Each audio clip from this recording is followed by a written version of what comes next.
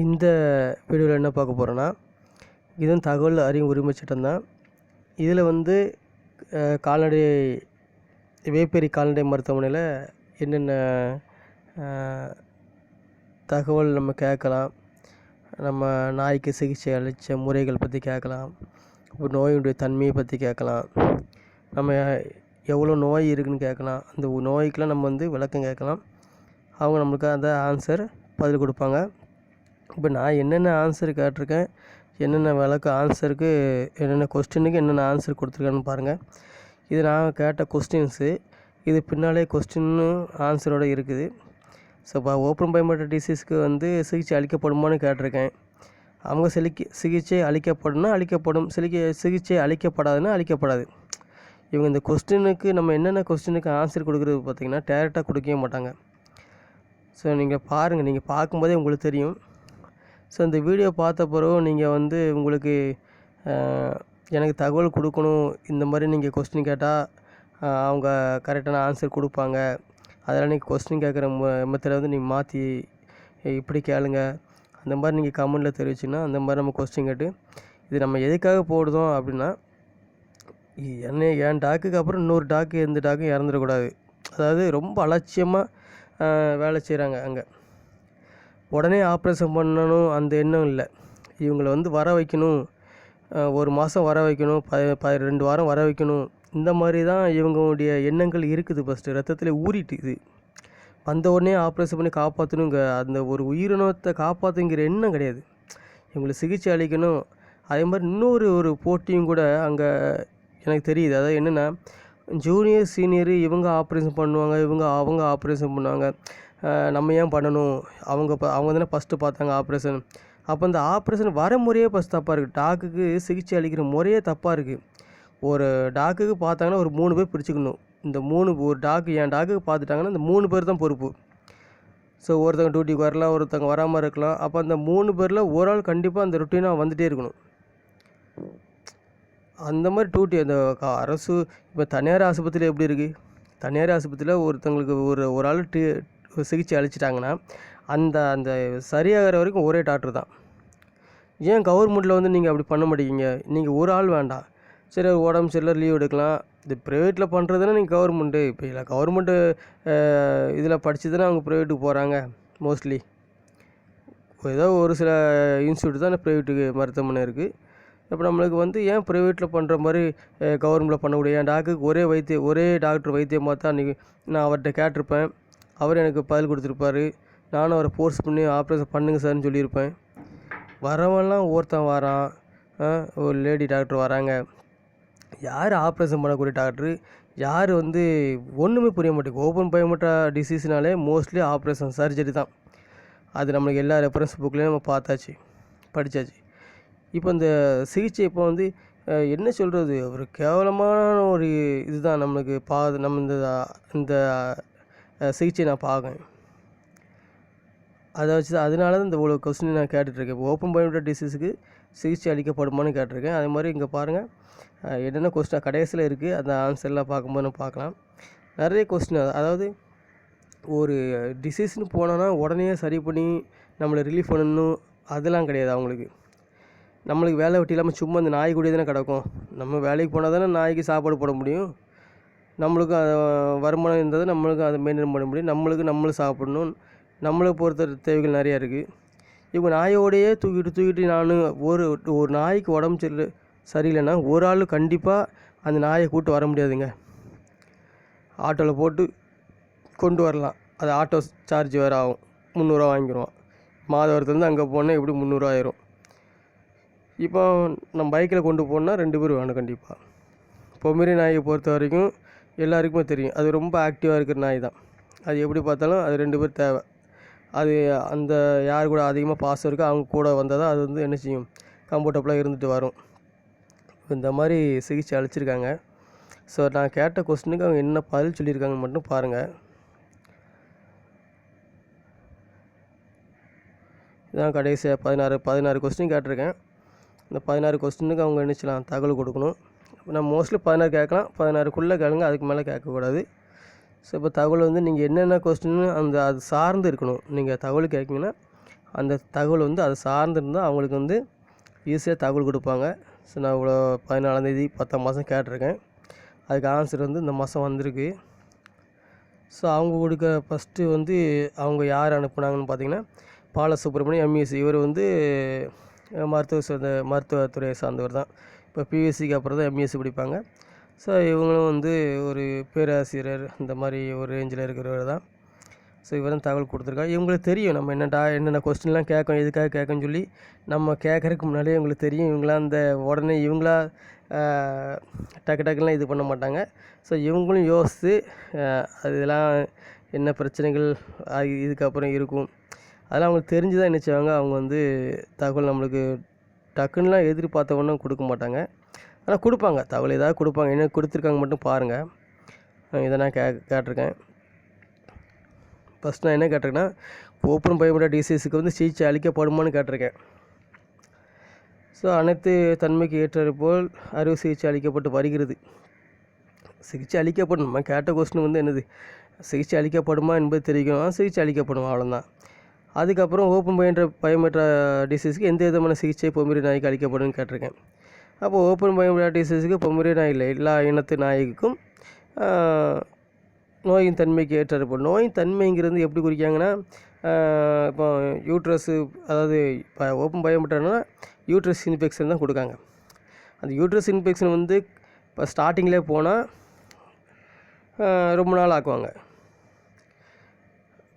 ரொம்ப நாள் கழித்து அது போனோம்னா சீக்கிரம் பண்ணுவாங்க. இப்போ என் டாக்டர் நான் ஆரம்பத்திலே போயிட்டேன்.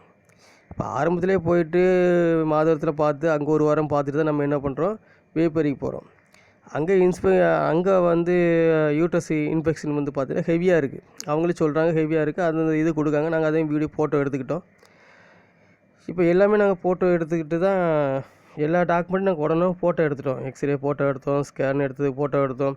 நான் எல்லாம் ஃபோட்டோ எடுத்ததுனால தான் நம்ம இன்றைக்கி என்ன இவ்வளோ விஷயங்கள் நம்ம வந்து அதை பற்றி பேச வேண்டியதாக இருக்குது. அப்போ அதெல்லாம் அதிகமாக இருக்குது. ஆப்ரேஷன், அதாவது அவங்களே சொல்கிறாங்க உடனே ஆப்ரேஷன் பண்ணிடுவாங்க உடனே அப்படின்னு சொல்கிறாங்க. அப்போ நாங்கள் உடனே ஆப்ரேஷன் பண்ணிடுவாங்க தான் நாங்கள் சந்தோஷமாக இருந்தோம். பார்த்திங்கன்னா எங்கள் ஆப்ரேஷன் பண்ணாமல் ஸோ அதை வந்து சாகட்டுன்னே விட்டுட்டாங்க. இப்போ 2வது கொஸ்டின் பாருங்கள். 2வது கொஸ்டின் 3வது கொஸ்டினுக்கு அதே தான். என்ன கேட்டிருக்கேன்னா, ஓப்பன் பயோமெட்ரிக் டிசீஸுக்கு எமர்ஜென்சியாக ஆப்ரேஷன் செய்யப்படுமா அல்லது பொமரேனியன் நாயின் வெளித்தோட்டத்தை இவங்க எல்லாமே வெளித்தோட்டத்தை வச்சு ஆப்ரேஷன் செய்யப்படுமான்னு கேட்டாங்க.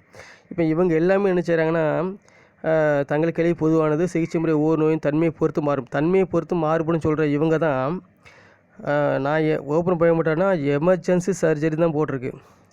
அப்போ இவங்க என்ன சொல்லணும், ஓப்பன் பயோமெட்ரிக் டிசீஸ் எமர்ஜென்சியாக ஆப்ரேஷன் செய்யப்படுமானா ஆம் இல்லைன்னு தான் கொடுக்கணும் ஆன்சர். அல்லது பொமரேனியன் நாயின் வெளித்தோட்டத்தை வைத்து காலதாமதம் ஆப்ரேஷன் செய்யப்படுமான்னு கேட்டிருக்கேன். இதில் நான் எல்லாத்தையும் அங்கே சம்மந்தப்பட்டு தான் கேட்டிருக்கேன். ஏன்னா நான் கேட்கும்போது என்ன சொல்கிறாங்கன்னா, ஆப்ரேஷன் பண்ணுங்க அப்படின்னு கேட்கும்போது நாய் ஆக்டிவாக தான் இருக்குது, அது வெளித்தோட்டம். இப்போ அவங்க பண்ண வெளித்தோட்டம், நம்ம கொஸ்டின் கேட்டால் தான் பொதுவான கொஸ்டின். அப்போ இப்போ இவர் என்ன சொல்லியிருக்காரு, தங்கள் கேள்வி பொதுவானது. அப்போ நீ பொதுவாகவே நாய்க்கு வந்து ஆக்டிவாக இருக்குன்னு சொல்லி நீங்கள் எப்படி சொல்கிற?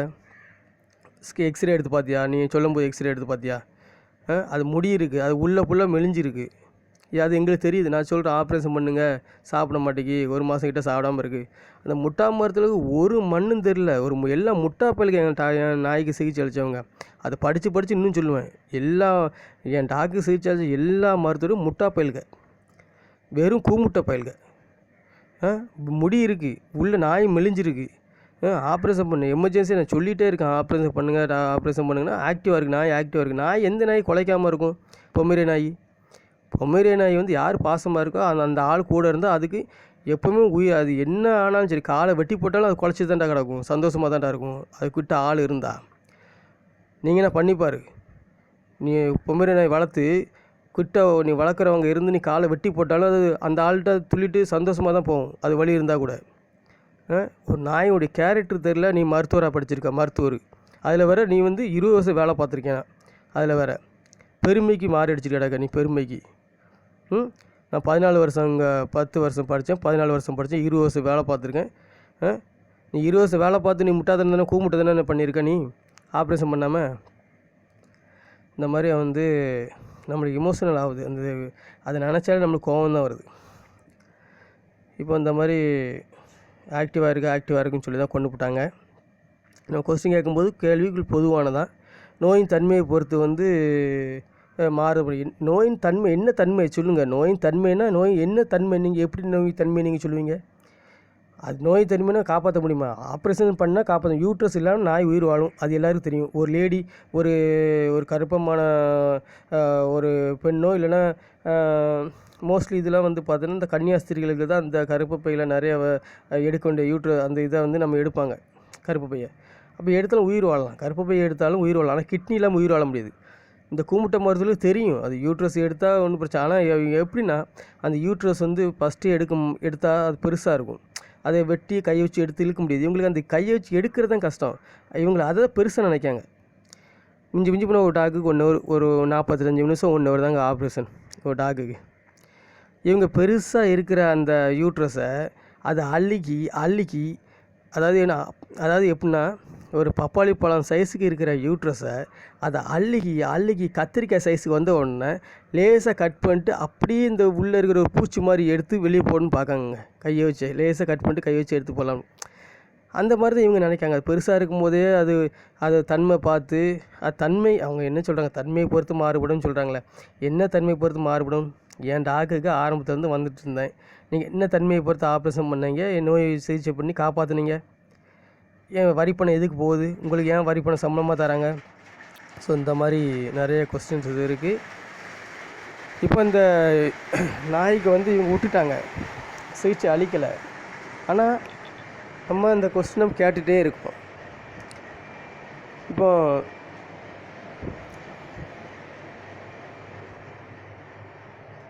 இந்த டாக்குக்கு வந்து இவங்க வந்து கரெக்டாக பண்ணியிருந்தாங்கன்னா அது வந்து என்ன செஞ்சுருக்கும், பொழைச்சிருக்கும். இப்போ இவங்க சரியாக பண்ணலை. அப்போ நம்ம வந்து அது பண்ணாதனால தான் இந்த கொஸ்டின் நம்ம கேட்கும். இப்போது அடுத்த கொஸ்டினை பாருங்கள். இந்த 2க்கும் அதே தான் கொஸ்டின் கேட்டிருக்காங்க.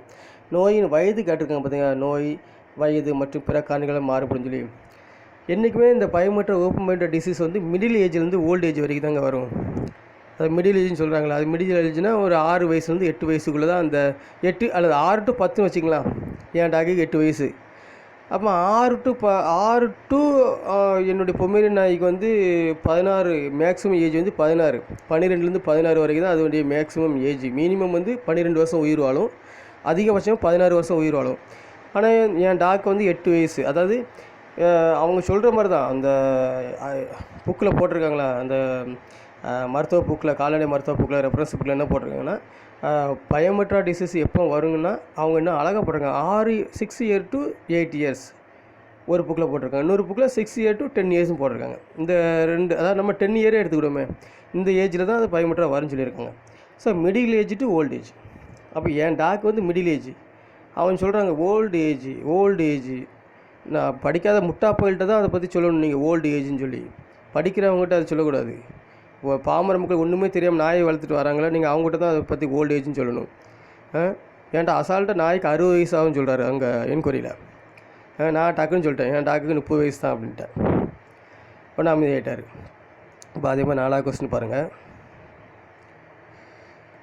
இப்போ 4வது கொஸ்டின் வந்து இந்த ஓப்பன் பயமற்ற டிசீஸுக்கு வந்து 14 நாள் கழிச்சு ஆப்ரேஷன் பண்ணுவீங்களான்னு கேட்டிருக்கேன். இது விதிமுறை உள்ளதானே. நான் இது ஏன் கேட்டிருக்கேன், இந்த கொஸ்டினை ஏன் கேட்கேன்னா, என் டாக்குக்கு முன்னால் ஒருத்தர் வந்து வயிற்றில் துணியை வச்சு கட்டிகிட்டு இருந்தார். அப்போ இந்த டாக்குக்கு என்ன ஆப்ரேஷன் பண்ணிருக்குன்னு கேட்டால், இந்த மாதிரி யூட்ரஸ் எடுத்திருக்கோம், பயமற்ற டிசீஸ் தான் எடுத்துருக்கோம் எங்களுக்கும், நாங்கள் எடுத்தேன். அப்போது எத்தனை நாள் கழிச்சு ஆப்ரேஷன் பண்ணாங்கன்னு கேட்கும்போது அவர் 14 நாள் கழிச்சு 2 வாரம் கழிச்சு ஆப்ரேஷன் பண்ணாங்கன்னாங்க. அப்போ 2 வாரம் கழிச்சு பண்ணும்போது என் டாக்கு சொல்லிட்டேன், ஏம்மா நம்ம டாக்கு 2 வாரம் கழிச்சு தான் பண்ணுவாங்க பொழுதுறது. அப்போ 2 வாரம் கழிச்சு பண்ணுவாங்க தெரிஞ்ச உடனே நான் டாக்டர்கிட்ட சொல்கிறேன், டாக்டர் நான் ஏற்கனவே மாதவரத்தில் 1 வாரம் பார்த்துட்டேன் டாக்டர், எனக்கு சீக்கிரம் பண்ணுங்கள் அப்படி சொல்லி. அதுக்கு பல்வேறு காரணங்கள் இருக்குது. ஏன் நான் சீக்கிரம் பண்ண சொல்லணும்னா, ஃபஸ்ட் நாய் சாப்பிடாமல் இருக்குது, அது எனக்கு கஷ்டமாக இருக்குது. நாங்கள் 2 பேரும் வேலைக்கு போகிறோம், நானும் என் மனைவியும். அப்போ அந்த வேலைக்கு போகிறதுக்கு நாங்கள் லீவ் போட்டு போக வேண்டியதாக இருக்குது. இவ்வளோ விஷயங்கள் கஷ்டப்பட்டது நாங்கள் 2 பேரும் பல ரூபா நாங்கள் செலவு பண்ணியிருக்கோம். வெளியே பல ரூபா அவங்க இவங்களே மருந்து மாத்திரை எழுதி கொடுத்துருக்காங்க வெளியே. நாங்கள் அதுக்கே கிட்டத்தட்ட பார்த்தோன்னா 2000 செலவு பண்ணியிருக்கோம். இந்த ஒரு வாரத்தில். நாங்கள் பெட்ரோல் போடுறோம் கணக்கில் சேர்க்கல, அது நம்ம குழந்த மாதிரி தான் வளர்த்துறதுனால அதெல்லாம் செலவு சேர்க்கல. உள்ளங்க எக்ஸ்ரே ஸ்கேனு அதுக்கு நாங்கள் செலவு பண்ணியிருக்கோம். எல்லா செலவும் பண்ணி நாங்கள் வேலை சம்பளமும் இழந்து, அந்த நாளுக்குரிய சம்பளமும் இழந்து நாங்கள் சிகிச்சை அளித்தா, இந்த கூமுட்டப்பையில் 1ஆந்தேதி சம்பளம் எங்கள் வரி பணத்தில் சம்பளம் வாங்கிட்டு, மக்கள் வரி பணத்தில் சம்பளத்தை வாங்கிட்டு 1ஆந்தேதி சம்பளம் வாங்கி மூக்கு மட்டும் சாப்பிட்டுட்டு வேலை செய்ய மாட்டேங்க. அது கரெக்டாக 20-30 ஆப்ரேஷன் பண்ணுறேன்னு சொல்கிறான். அது என்ன 20-30 ஆப்ரேஷன் பண்ண தகவல் அரிசத்தில் கேட்டிருக்கேன் பாருங்கள், என்ன எத்தனை ஆப்ரேஷன் பண்ணியிருக்கேன்னு பாருங்கள். இந்த மாதிரி இந்த கொஸ்டின் கேட்டிருக்கேன். இவங்க 7வது இந்த கொஸ்டினுக்கு என்ன சொல்லியிருக்காங்கன்னா, அதாவது 14ஆந்தேதி. இப்போ நம்ம என்ன செய்யணும், அடுத்த கொஸ்டின் கேட்கணும். என்ன கேட்கணுன்னா, பயோமெட்டா டிசீஸுக்கு நீங்கள் இதுக்கு முன்னால் எத்தனை ஆப்ரேஷன் பண்ணியிருக்கீங்க, அவங்க எந்தெந்த டேட்டில் வந்து சிகிச்சை அளிக்க வந்தாங்க, எந்தெந்த சிகிச்சை எப்போ நீங்கள் அதுக்கு ஆப்ரேஷன் பண்ணீங்கன்னு சொல்லி நம்ம கேட்டோன்னா எல்லாருக்கும் எந்தெந்த தேதியில் ஆப்ரேஷன் பண்ணியிருக்காங்கன்னு தெரிஞ்சிடும். இந்த வீடியோ பார்த்த நண்பர்கள், உங்களுக்கு ஏதாவது தகவல் தெரிஞ்சுன்னா நீங்கள் இப்படி கேள்வி கேளுங்க. இதெல்லாம் இது இப்படி தான் ஆன்சர் கொடுப்பாங்களா, இல்லை இது தவறான இதான், உங்களுக்கு ஏதாவது தப்பு, அவங்க கொடுத்த ஆன்சர் தப்பு, நீங்கள் இப்படி கேளுங்க. உங்களுக்கு ஏதாவது அட்வைஸ் பண்ணணும், இல்லைன்னா எனக்கு வந்து ஏதாவது ஒரு தகவல் தெரிவிக்கணும்னா நீங்கள் கண்டிப்பாக எனக்கு கமெண்டில் வந்து ஹெல்ப் பண்ணுங்கள். ஸோ அதே மாதிரி 8வது கொஸ்டின் கேட்டிருக்கேன், எத்தனை ஆப்ரேஷன் பண்ணுறீங்க. அதே மாதிரி 9வது கொஸ்டின்லையும் செப்டம்பர் மாதம் எத்தனை ஆப்ரேஷன் பண்ணுறீங்க. ஏன்னா நான் ஆகஸ்ட் மாதம் செப்டம்பர் மாதம் தான் நினைஞ்சேன், நான் தூக்கிட்டு அலைஞ்சேன். ஸோ அதனால தான் நம்ம கேட்டிருக்கோம்.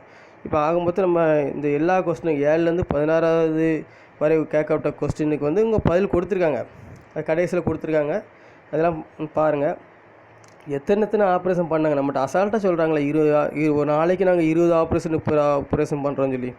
அது ஒரே ஆள் ஆப்ரேஷன் பண்ணுறாரா, இல்லை நிறைய பேர் ஆப்ரேஷன் பண்ணுறாரு, யார் எத்தனை ஆப்ரேஷன் பண்ணாங்க, நம்ம அதெல்லாம் அடுத்த கொஸ்டினில் அடுத்த வீடியோவில் பார்க்கலாம். இப்போ நம்ம கேட்ட கொஸ்டினுக்கு உள்ள விளக்கம் இதுலேயும் அதே மாதிரி தான் இருக்கும்.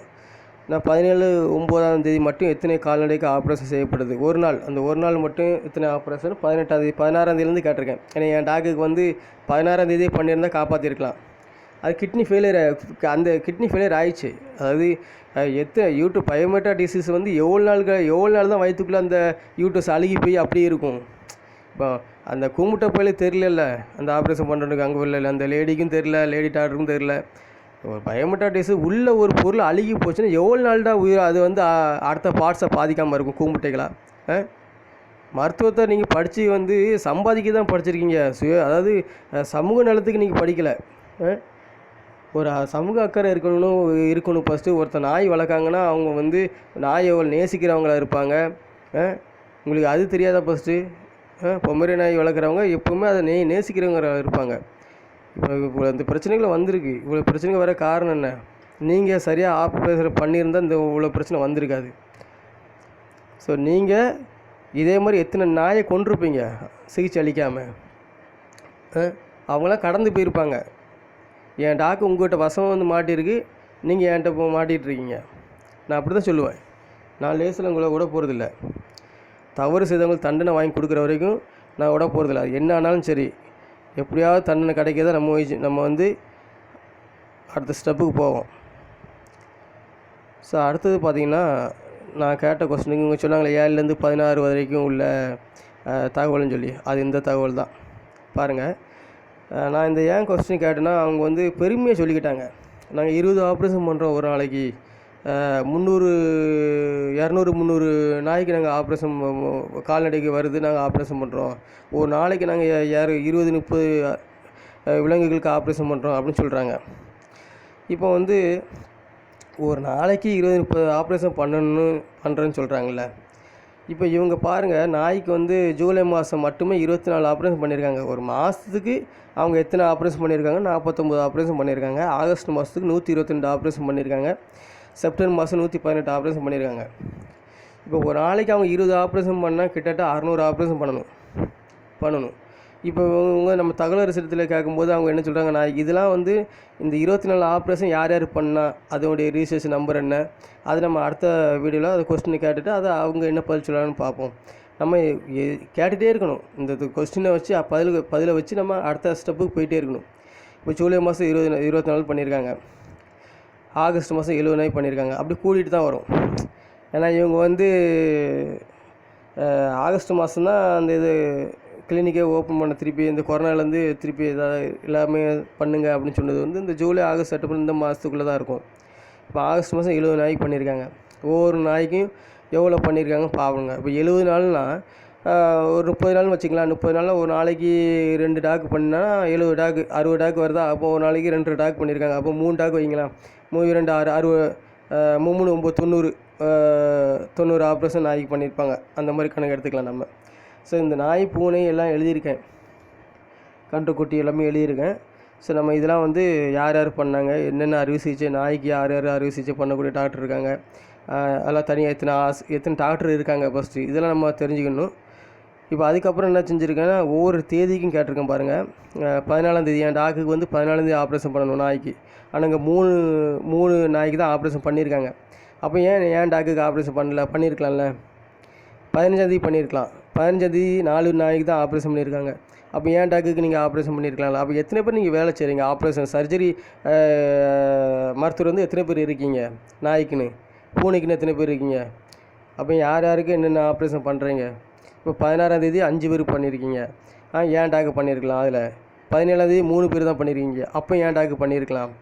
18ஆம் தேதி 8 பேர் பண்ணியிருக்கலாம். அப்போ ஏன் டாக்கு பண்ணியிருக்கலாம். 19 தேதி பண்ணவே இல்லை. அப்போ ஏன் டாக்கு பண்ணியிருக்கலாம். 20ஆம் தேதி சண்டே, சரி 20ஆம் தேதி நீங்கள் லீவ் வச்சிங்களா. அப்போ சனிக்கிழமை பண்ணியிருக்கலாம். சனிக்கிழமை மோஸ்ட்லி பண்ணலான்னு சொல்ல முடியாது. மோஸ்ட்லி சனிக்கிழமை மாட்டினத்துக்கு ஒரு ஆள் பண்ணியிருக்காங்க. அப்போ பண்ணுறாங்க சனிக்கிழமை. ஆனால் இவங்க பண்ணுறதில்ல. அதுதான் இவங்க நம்ம வரி பணத்தை சம்பளம் வாங்கி சாப்பிடுந்தாங்க நினைக்காங்களே தவிர, இவங்க வந்து சமூக அக்கறையோட ஒரு உயிரினத்தை காப்பாற்றணுங்கிற வேலை என் டாக்குக்கு உள்ள சிகிச்சை அளித்த மருத்துவர்கள் இல்லை. அவ்வளோதான் விஷயம். இந்த தகவலாம் நான் உங்களுக்கு கொடுத்துருக்கேன். நீங்கள் ஏதாவது எனக்கு கமெண்டில் கண்டிப்பாக ஹெல்ப் பண்ண முடிஞ்சால், உங்களுக்கு இது பண்ணால், நீங்கள் இது யாராவது தகவல் சேட்டத்தில் இதே மாதிரி ஒரு இது நீங்கள் கேட்டிருக்கீங்க வேப்பூர்லன்னு, அந்த தகவல் எனக்கு கண்டிப்பாக நீங்கள் அனுப்பிவிடுங்க. அது எனக்கு பயனுள்ளதாக இருக்கும். நான் அதை வச்சு நான் மேற்கொண்டு என்னென்ன கொஸ்டின் கேட்கலாம், அவங்க என்ன பதில் சொல்கிறாங்கன்னு பார்க்கலாம்.